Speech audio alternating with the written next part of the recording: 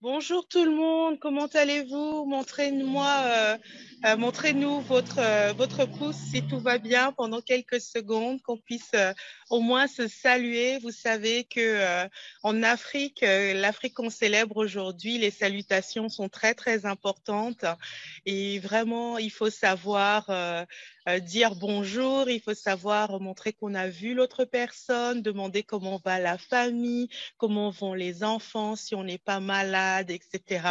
Donc, bonjour à tout le monde et à toute la famille et à vous particulièrement, bravo d'être réveillés si tôt. Ceux qui nous rejoignent de la zone Afrique en GMT, savoir qu'il est 6h34 du matin au Sénégal. Donc, c'est vraiment des amoureux du savoir que nous avons là. Donc, pour ouvrir cette conférence aujourd'hui, dans la joie, j'ai envie de remercier tous les participants qui ont contribué au sponsoring de la conférence et tous ceux qui se sont inscrits. J'ai envie de remercier aussi les sponsors. On en célébrera un à la fin de chaque séance. J'ai envie de remercier aussi mon équipe qui a été vraiment très, très active et volontaire dans la préparation de cette conférence. Et sans autre forme de procès, je déclare ouverte la quatrième conférence Ali, cette fois avec la coopération bienvenue de ILOC. Et c'est Sosten Meboma qui sera l'hôte de cette session et Rama sera au contrôle pour tout ce qui est logistique. Notre présentateur, c'est Moubeke Philémon. Bonjour Philémon, et je laisse Sosten te présenter et Rama partager la présentation. Merci Estelle. Si jamais vous arrivez à m'entendre, un pouce serait le bienvenu. On n'est jamais trop sûr avec tout ça. Ou alors un oui. Ah, parfait, merci. Bien, merci Estelle une fois de plus. Et puis, sans autre, on va commencer avec la première conférence, la première discussion qui sera celle de Philémon Moubeke Amboussi, que je vais rapidement présenter avant de lui passer la parole. Donc, Philémon est docteur en droit, spécialité histoire du droit et des institutions.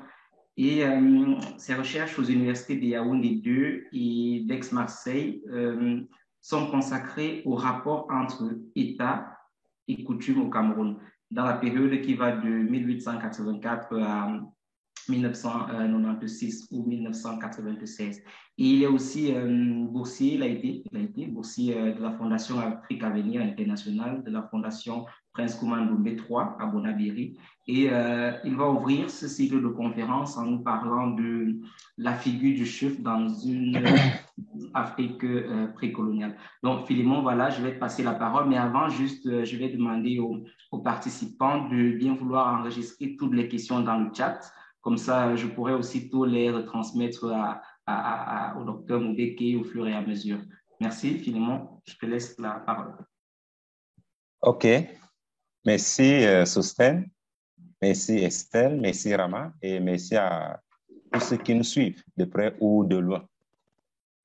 Je dois d'abord dire d'entrée de jeu que pour entrer dans le vif du sujet, il faut renoncer d'ores et déjà à la logique purement formelle que nous avons héritée de notre formation dans l'épistémologie occidentale, notamment le cartésianisme en fait.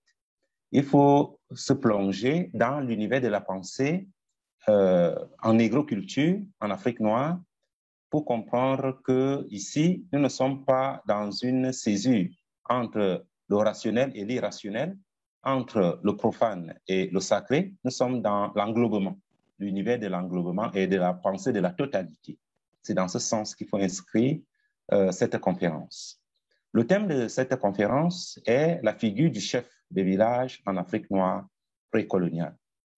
Il faut d'abord dire d'entrée de jeu que le thème en lui-même est un peu problématique dans la mesure où le mot chef n'est pas un mot ou alors un concept africain.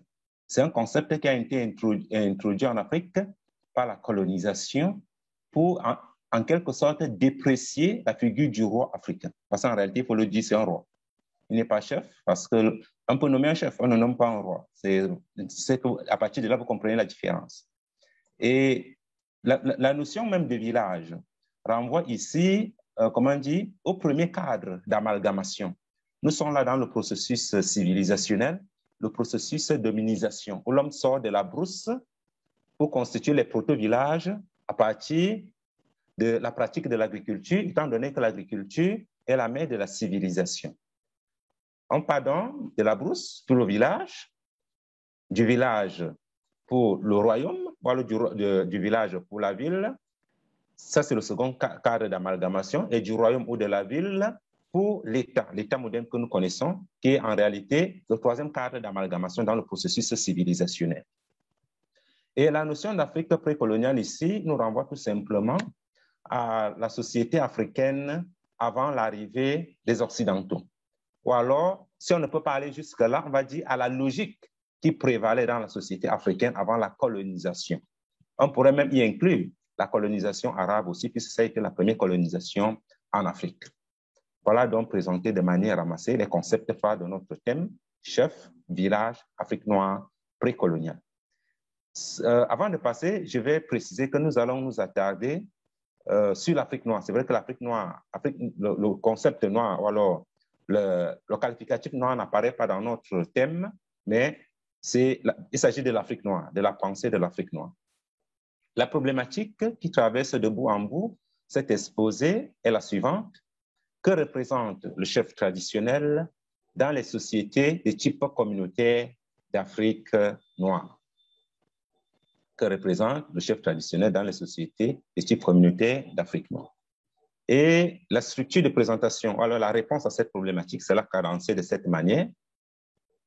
La mise en contexte de notre sujet, c'est-à-dire qu'est-ce qui justifie le choix d'un tel thème pour cet exposé, le statut du chef, c'est-à-dire comment accède-t-on à, comment devient-on chef traditionnel, les fonctions du chef, fonctions ou règne du chef et les pouvoirs du chef, avant de conclure. Nous avons évité la présentation binaire du plan que nous avons hérité des universités pour être plus audible et plus compréhensible. Retournons un peu au contexte. Le contexte ici peut être vu au moins à un double niveau.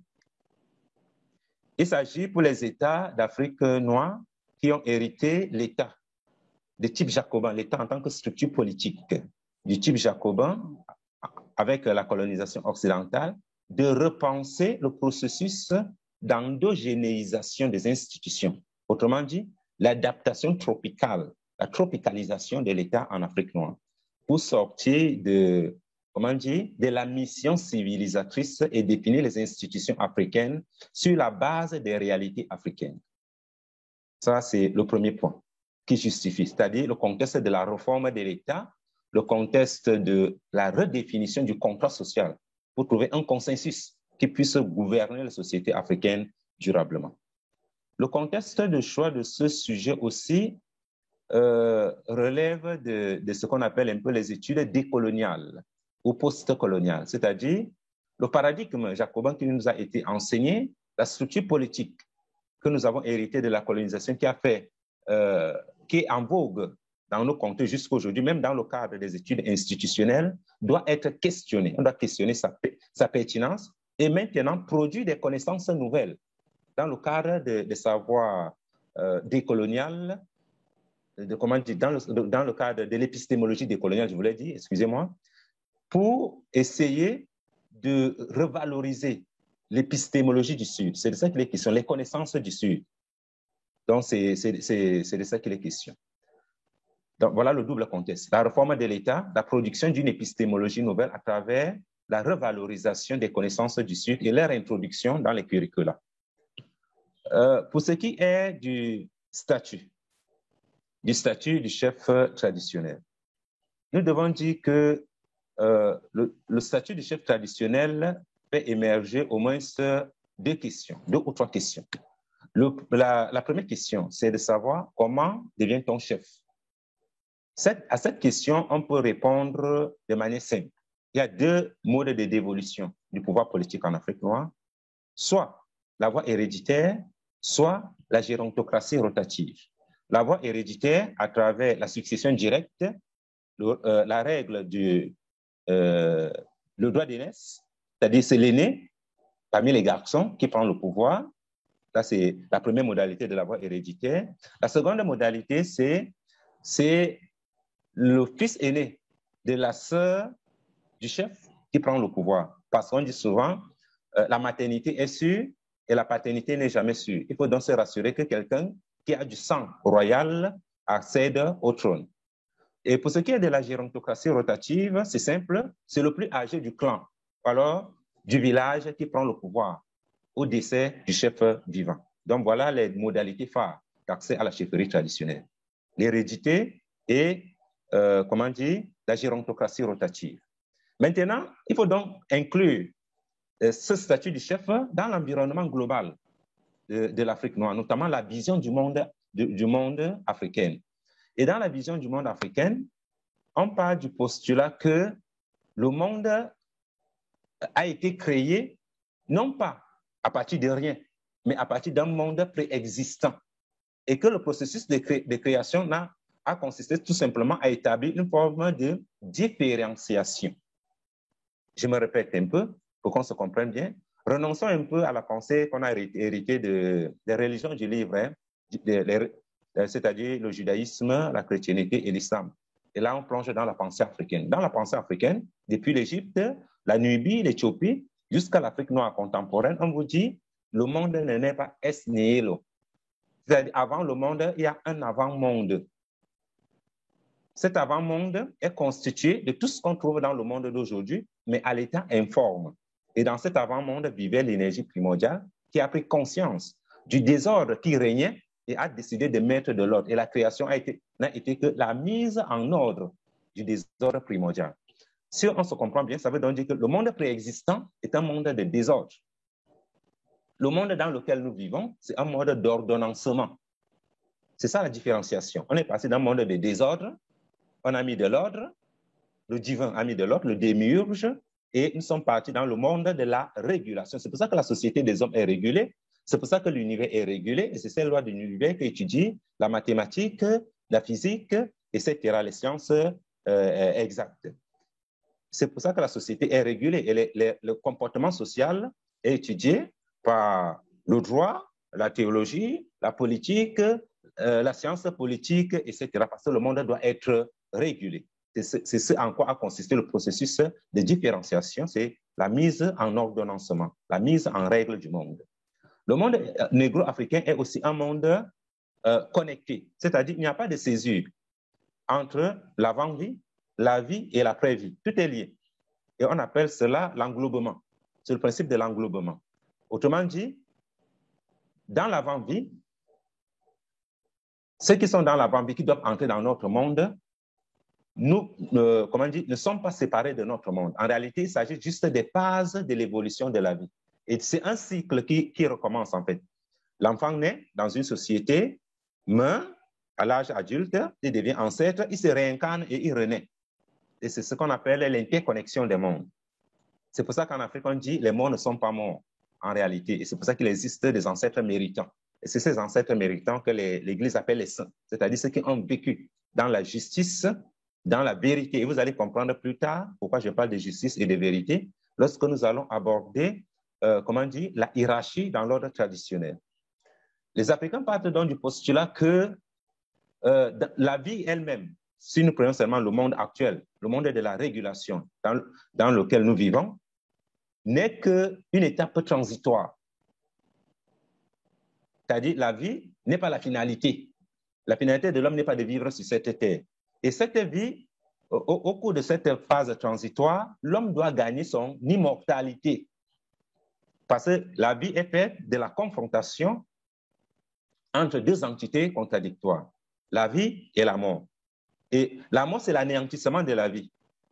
Or, l'homme étant d'essence, l'homme est divin dans la conception négro-africaine. Je vous ai dit que dans la conception négro-africaine, le divin n'est pas séparé du profane. il y a du divin en l'homme, il y a du divin dans la plante, il y a du divin dans le cosmos, il y a le divin dans les animaux. Tout est sacré. Et c'est ce qui constitue ce qu'on appelle la philosophie de l'animisme.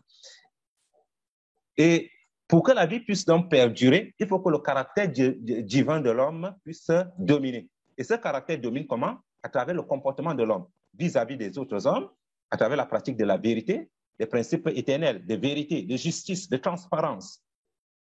C'est pour ça qu'on va vous dire que les sociétés négro-africaines d'avant la colonisation, les hommes étaient intègres dans ces sociétés parce qu'ils croyaient à l'existence des principes éternels. Parce que l'homme est à la quête de l'immortalité. La vie, c'est l'anéantissement. La vie, c'est le désordre. Du moins, le contraire de cette vie-là, c'est l'anéantissement. Je veux dire la mort. La mort, c'est l'anéantissement. La mort, c'est le désordre. La mort, c'est la rupture de la création. Or, il faut que la vie puisse continuer. Le dernier niveau ici, dans la vision du monde africaine, c'est ce qu'on appelle, comment dire, l'existence d'un multivers. C'est-à-dire, l'univers actuel n'est pas la destinée, n'est pas notre destinée.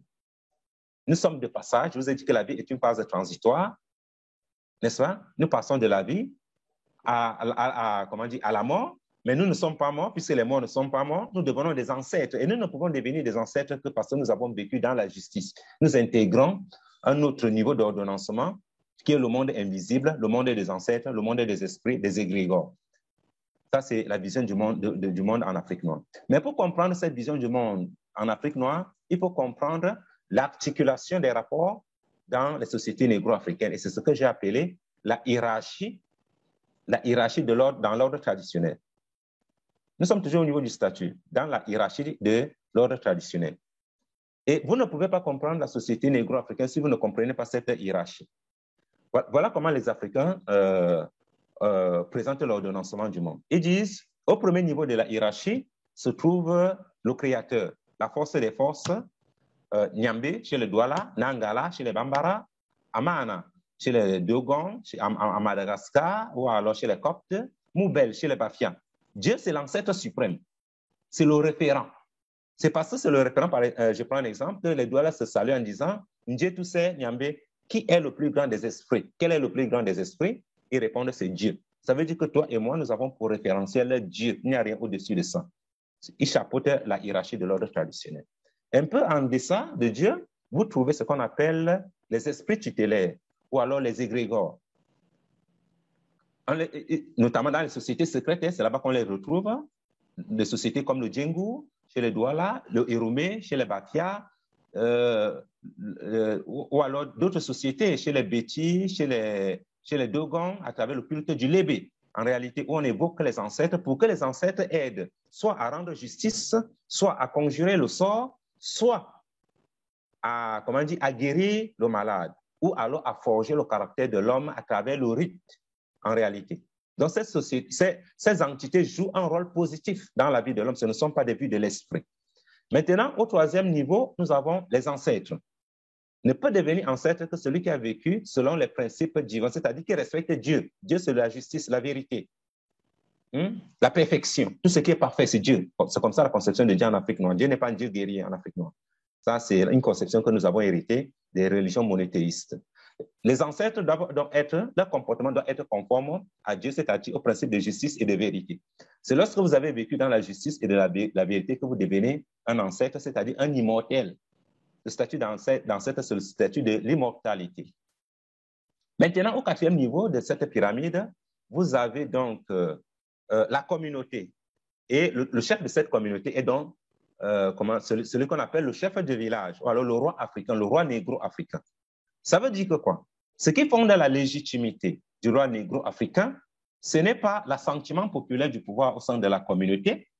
Je ne suis pas en train de dire que cet assentiment n'existe pas, ça existe, mais c'est le comportement, les actes concrets que pose le chef en fonction de la première référence qui est Dieu, la redevabilité par rapport au génie tutélaire et le respect de la conduite des ancêtres.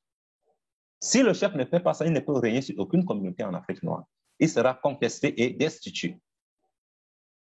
Maintenant, au sein de la communauté, comme il est le représentant à la fois de Dieu, des égrégores et des ancêtres, il est vénéré, même s'il n'a que 5 ans.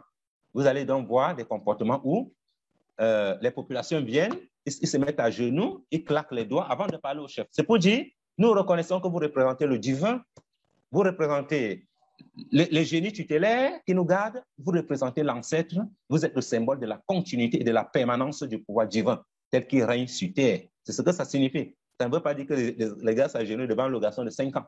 C'est tout ce que ce garçon représente. Si on était dans les termes modernes, on dirait qu'il est le garant de l'intérêt général, de la permanence et de la continuité de l'État. Mais ce n'est pas comme ça que nous on parle en Afrique noire. On dit qu'il est le représentant de Dieu, des égrégores, des ancêtres. Il est donc le symbole du pouvoir et de la continuité de la société, de la tradition. Je vais donc prendre, comment dire, après la communauté, donc, on va retrouver, comment dire, l'ordre végétal et l'ordre animal. Parce que le chef n'est pas seulement chef de la communauté. Si vous êtes chef, on vous a intronisé pendant que la société était dans l'abondance et que durant votre règne, la sécheresse commence et le peuple est affamé, vous êtes un mauvais chef.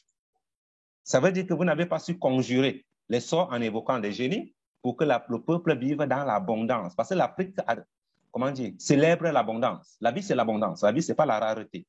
Ou alors le manque. La vie, c'est l'abondance. Si on vous a intronisé chef, alors que dans votre royaume, on trouvait 10 000 abeilles, et qu'à la fin de votre règne, on a 1000 abeilles, vous êtes un mauvais chef. Ça veut dire que la nature a été décimée. Je vous ai dit qu'en Afrique, tout est sacré.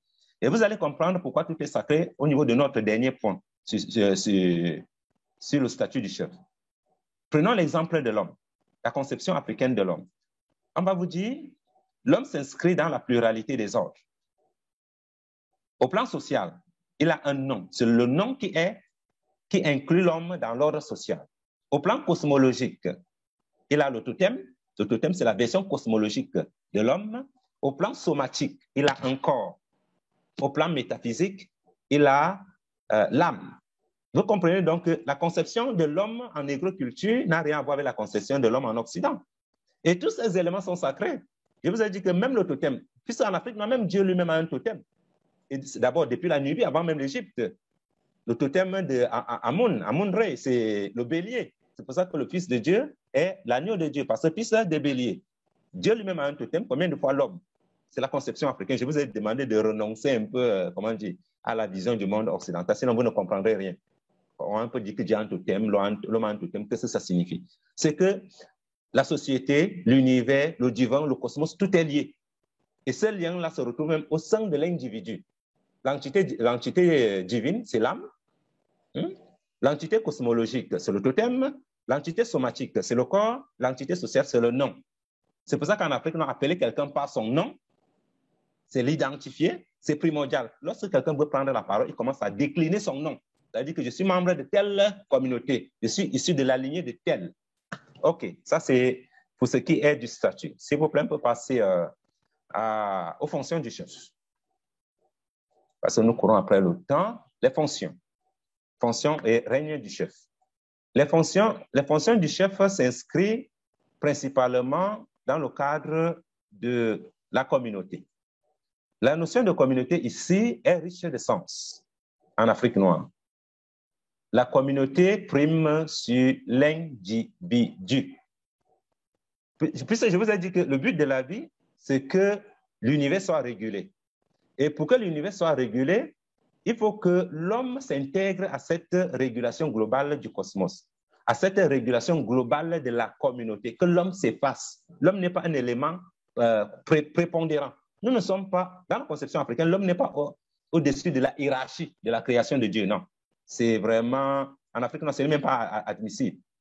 D'abord, il n'y a même pas de, comment dire, au plan de la conception, de la distinction entre l'ordre social, l'ordre cosmologique, l'ordre végétal, l'ordre animal, il n'y a pas de hiérarchie, en réalité. Tout vient au même niveau. Le but, c'est que la vie puisse continuer, et pour que la vie puisse continuer, il faut que la société soit régulée. L'homme doit donc s'intégrer au sein d'une communauté.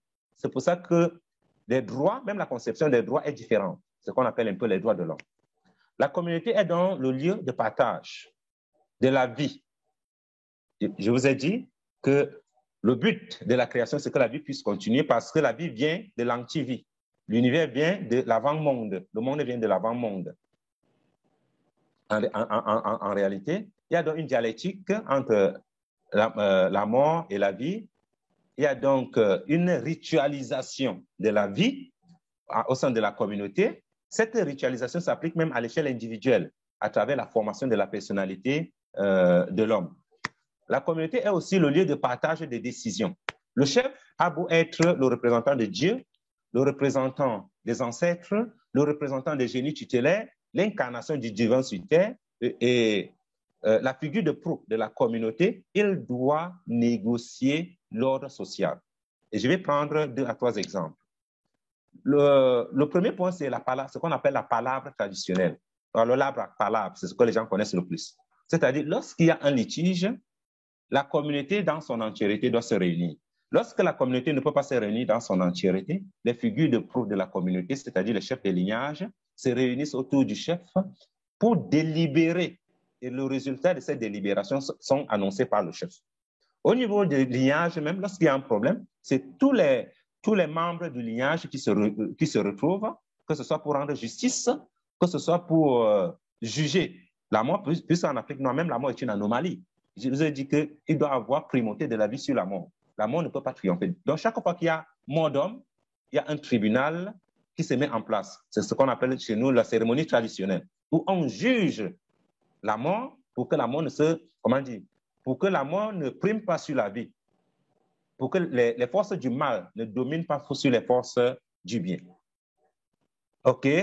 Donc, dans la prise de décision, donc, on va privilégier la conciliation, notamment à travers le recours à la théorie du bouc émissaire. C'est-à-dire pour réconcilier les parties, on va dire non, pardonne ton frère, c'est un mauvais génie, il n'est pas mauvais, tu sais, c'est ton frère, dans tous les cas, vous êtes appelés à vivre ensemble. La solidarité, c'est-à-dire même si ton frère a commis une faute, tu es solidaire et la communauté tout entière est solidaire de la faute. On va chercher à réparer la faute sans, ostraciser vraiment le fautif, sans lui renvoyer toute la culpabilité. Et lorsqu'on veut même le punir, à travers ce qu'on va appeler l'exclusion de la société, on va le renvoyer chez la famille de ses grands-pères maternels.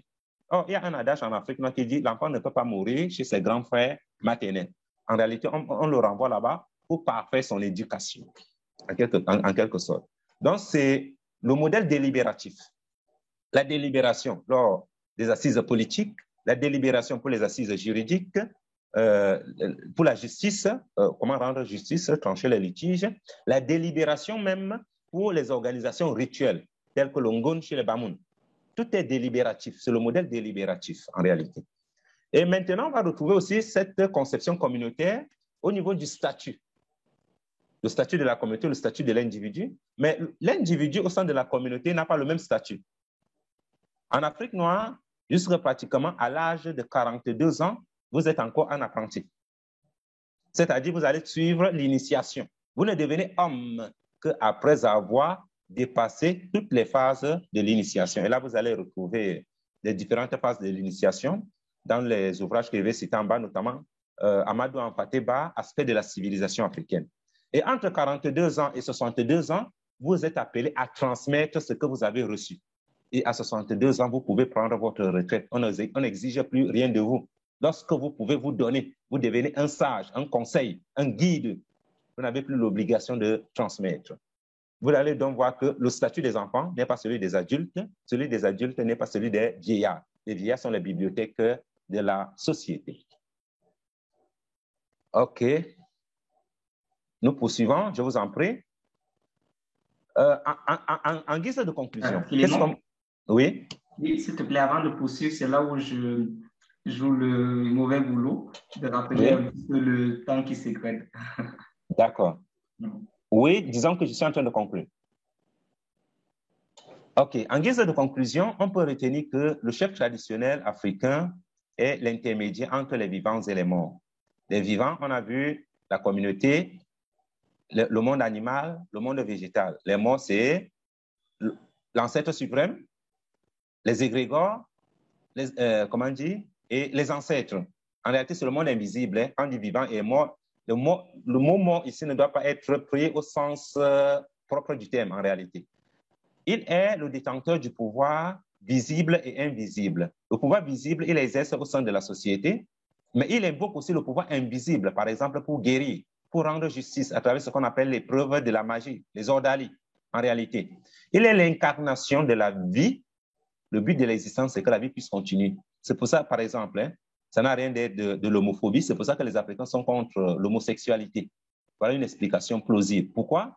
Tout simplement parce que la famille est constituée de l'homme, dans la conception africaine, de l'homme et de la femme, parce qu'ils doivent procréer. Sans procréation, il n'y a pas de vie. C'est ce qui peut expliquer. Je ne suis pas en train de légitimer quoi que ce soit, je donne juste les faits. Le chef est donc le garant de la vie, de l'harmonie, de la paix, de l'ordre juste de l'univers.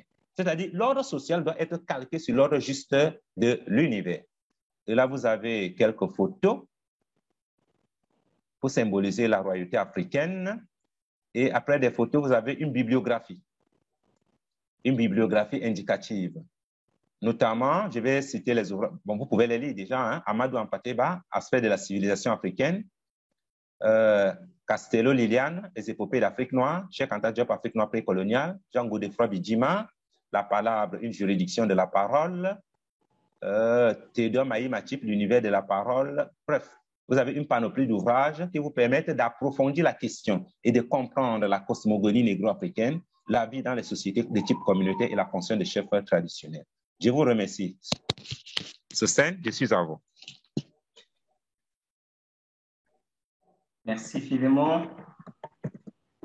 Alors, merci. Je pense que des merci devraient arriver aussi du chat.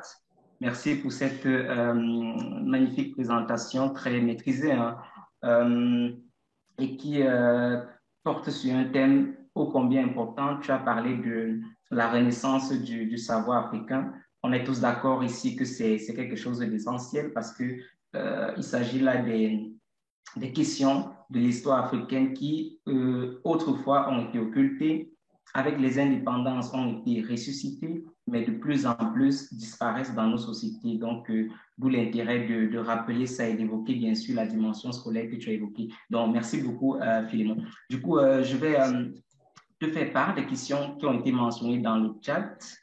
Oui. Une première concerne la place de la femme dans la société bantou précoloniale. Oui. Dans la chefferie précoloniale. Oui. OK.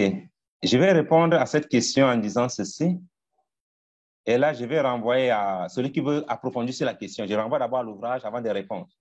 L'ouvrage de référence, celui qui veut comprendre la femme africaine, c'est Unité culturelle de l'Afrique noire, Cheikh Anta Diop, Unité culturelle de l'Afrique noire. Le sous-titre, c'est Domaine du matriarcat et du patriarcat de l'Antiquité classique à l'Afrique noire contemporaine. Unité culturelle de l'Afrique noire, domaine du matriarcat et du patriarcat de l'Antiquité classique à l'Afrique noire contemporaine. Et dans cet ouvrage, le professeur Diop nous fait, comment dire, une mise au clair sur le statut de la femme en Afrique noire.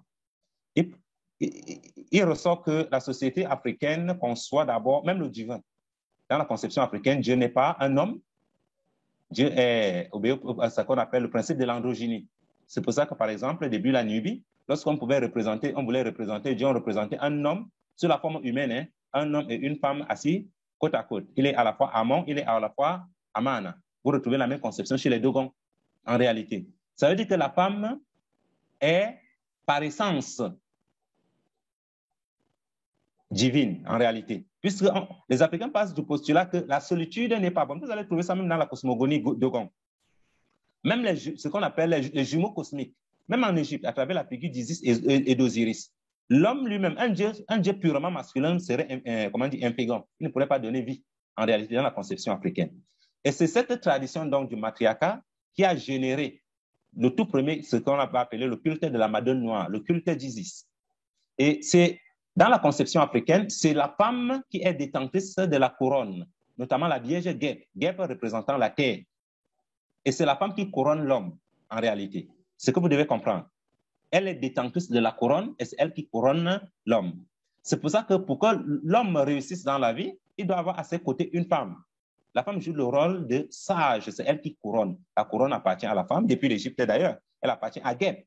Et c'est Guêpe qui couronne, le pharaon monte au trône, sur le trône de Guêpe. C'est la même conception en Afrique noire, même chez les Dogons.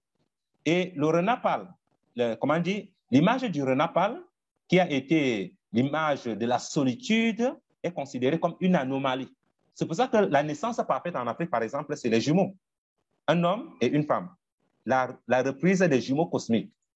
L'ancêtre primordial, puisque l'ancêtre primordial, l'ancêtre des ancêtres qui est Dieu lui-même, est à la fois homme et femme, Amon et Aman. Je ne sais pas si vous comprenez un peu. À partir de là, les Bantous vont donc, créer une cosmogonie autour de la femme. Et pour comprendre cette cosmogonie, il faut entrer dans le récit, la Bible Bantou. Puisque la Bible Bantou, c'est le récit d'une bête. Par exemple, si on prend le cas des femmes Béti, le récit d'un bête et l'ouvrage de référence, c'est Tirandon d'Outoumé, l'homme, la mort et l'immortalité. Et là, vous allez voir l'image de la femme en tant que gardien du temple, gardien des lieux sacrés, gardien du pouvoir, en réalité. Dans la conception de la société, la femme va s'occuper donc de la famille. Pourquoi? Pourquoi de la famille? Tout simplement parce que c'est à travers la famille que la vie continue. Elle est donc la gardienne de la vie, de l'abondance. Puisque je vous ai dit que le but de l'existence en Afrique, c'est que la vie continue. La mort est l'antichambre, ou alors l'antinomie de la vie. Et c'est elle qui va donc s'occuper, elle sera aussi la mamelle nourricière de la société. C'est pour ça que c'est elle qui cultive les champs. Elle peut être aidée par l'homme, mais elle a pour charge de cultiver pour nourrir la famille, nourrir la société pour que la vie puisse continuer dans l'abondance et ainsi de suite. Vous avez la même conception chez les Dogons. Je vous l'envoie à l'ouvrage de Marcel Griol, Entretien avec Ogoutmeli, le dieu d'eau. Je vous renvoie aussi à Massoumandala, la Bible orale des Douala. Je vous renvoie au récit d'une bête chez les femmes Béti. Vous allez voir l'image authentique de la femme. Et si vous voulez faire une étude historique à l'ouvrage de Cheikh Anta Diop. Merci. Merci Philémon. Je vais profiter du fait d'être présentateur pour également poser une question. Elle concerne la philosophie de l'animisme que tu as évoqué tout à l'heure. J'aimerais s'il te plaît connaître un petit peu comment est-ce que tu la considères, si on tient compte du fait que très souvent elles ont été présentées de manière péjorative, dans le sens où les peuples d'Afrique avant la colonisation étaient des animistes, c'est-à-dire ils croyaient notamment aux forces de la nature. Oui. À travers d'abord la présentation que je venais de faire, vous avez compris qu'en réalité, il y a un Dieu suprême, un être suprême dans la cosmogonie africaine. Mais je vais vous renvoyer à un ouvrage, puisque nous sommes des enseignants et nous devons faire œuvre de pédagogie. L'ouvrage de référence, c'est Jean-Paul Effa, Le Dieu perdu dans l'herbe, l'animisme, une philosophie africaine. Jean-Paul Effa, Le Dieu perdu dans l'herbe. Vous pouvez l'avoir facilement en Europe. Hein? Puisqu'il a publié ça en France, je ne connais plus quelle maison d'édition. Jean-Paul Effa, Le Dieu perdu dans l'herbe, c'est le titre. Le sous-titre, c'est l'animisme, une philosophie africaine. En fait, Jean-Paul Effa, dans cet ouvrage, nous dit ce que je vous ai dit tantôt, qu'en Afrique, non, il n'y a pas de séparation entre le profane et le sacré, ça n'existe pas. Tout est sacré, tout est ritualisé. L'homme lui-même est sacré, l'herbe est sacrée, l'animal est sacré, l'arbre est sacré, la forêt est sacrée, l'univers est sacré. Je ne sais pas si vous comprenez un peu. C'est-à-dire, l'âme de Dieu anime toutes les choses. C'est ça l'animisme. Au sens que nous donne Jean-Paul Effa. Même ce qu'on appelle les égrégores, les esprits, sont au service de cette âme de Dieu, de l'ordre juste, pour que la vie puisse continuer en harmonie avec l'univers. C'est pour ça que l'homme africain est attaché à la terre, est attaché au rituel, est attaché à l'univers. C'est ça l'animisme. L'âme de Dieu anime toutes les choses. Je pense que l'ouvrage vous en dira davantage. Merci.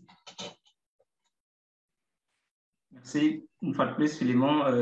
Alors, il nous reste 3 minutes. Du coup, je vais passer la parole à Estelle pour une conclusion liée à cette présentation. Merci, merci infiniment Philémon. On a tellement appris dans cette présentation avec tellement d'informations, aussi de rappels même par rapport à la présentation de l'année dernière aussi. Donc un grand merci pour cette ouverture de conférence. Je voudrais en profiter pour saluer le premier sponsor et collaborateur de cette conférence, Éducation pour tous Sierra Leone. C'est une C'est une organisation avec laquelle Ali travaille beaucoup et formant des professeurs dans les milieux ruraux en Sierra Leone. Donc, du coup, si vous avez envie de savoir plus sur Éducation pour tous Sierra Leone, c'est ept.org, je crois, ou tapez Éducation pour tous Sierra Leone pour soutenir cette magnifique association. Merci à tous pour votre présence dans cette première présentation. Nous sommes 20 autour de la table si tôt. Donc, merci, merci. Je vois des gens qui nous ont rejoints, beaucoup du Cameroun, du Sénégal, d'Angleterre, de Genève, de partout. C'est magnifique. Nous avons 5 minutes de battement pour que vous puissiez marcher un petit peu, prendre un café et nous vous rejoignons donc à E20, je pense. C'est ça, Rama, pour la prochaine session. Et le thème de la prochaine session, si je me souviens bien, ce sera l'histoire et l'enseignement de l'histoire et de la géographie. On vous en dit un petit peu plus, mais l'histoire concerne tout le monde, nous concerne tous et la géographie aussi. Donc voilà, à tout à l'heure, 5 minutes de pause.